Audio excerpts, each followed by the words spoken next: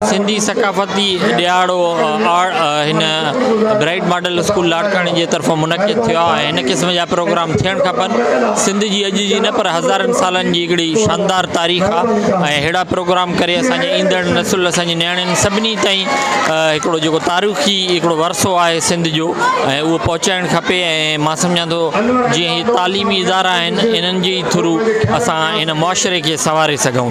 सकाफ़त जो ॾियारो मल्हाए रहिया आहियूं जेको वॾो शान सां तव्हां पाण ॾिठो त कोशिशि कईसीं त सिंध खे ॿुधायूं त सिंध वारा असां केतिरा सिविलाइज़्ड आहियूं, असां केतिरा महिमान जी इज़त एतिराम करण वारा आहियूं।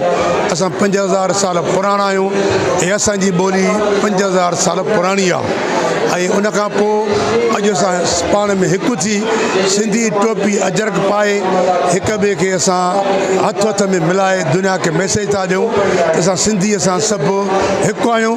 उन खां पोइ असांजो इहो बि आहे त मनुष्यात खां असां सिंध खे पाक कयूं, धारियुनि खां असां सिंध खे पाक कयूं।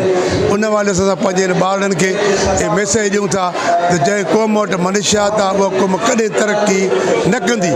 त असीं पंहिंजे ॿारनि खे इहो मैसेज ॾिनो आहे इन तक़रीरुनि सां टेबलनि जे मार्फत त मनुष्यात खां पाक सिंध खे कयूं ऐं धारियुनि खां सिंध खे आज़ादु कयूं।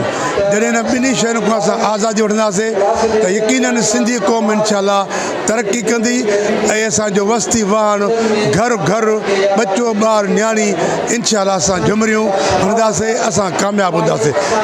अदा मां सकाफ़ती ॾींहं जे हवाले सां सिंधी मीडिया खे मुबारकबाद ॾियां थो ऐं सभिनी तालीमी इदारनि खे बि एप्रिशिएट कयां थो जो हू अॻिते अची सकाफ़त खे उजागर करण जे लाइ पंहिंजनि इदारनि में ऐं पंहिंजनि इदारनि जे तरफ़ां ही सकाफ़त जे ॾींहं जे हवाले सां प्रोग्राम मल्हाइनि था ऐं सिंधी मीडिया उन्हनि खे प्रोमोट करण जे लाइ पंहिंजे स्क्रीन ते ऐं प्रिंट जी सूरत में उहा आणे थी। सकाफ़त असांजे शऊर जो नालो आहे ऐं सकाफ़त असांजी सुञाणप आहे, आइडेंटिफिकेशन आहे। ऐं इन सकाफ़त में अमन बि आहे, प्यार बि आहे, मोहबत आहे, सहप आहे ऐं हर सुठी ॻाल्हि सकाफ़त जे अंदरि मौजूदु आहे। तंहिंजे करे सिंधी सकाफ़त समूरी दुनिया में उजागर आहे ऐं ही हज़ारनि सालनि ते फैलियल आहे। सो हिन खे आम करण सां जेके बि बुरायूं मुआशरती जनम वठनि थियूं उहे ख़तमु थींदियूं।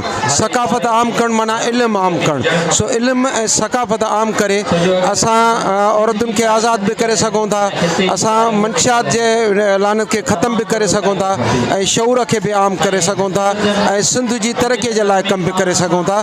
तंहिंजे करे मां सिंधी मीडिया खे ऐं सभिनी तालीमी इदारनि खे हिन मौक़े ते मुबारकबाद चवां थो।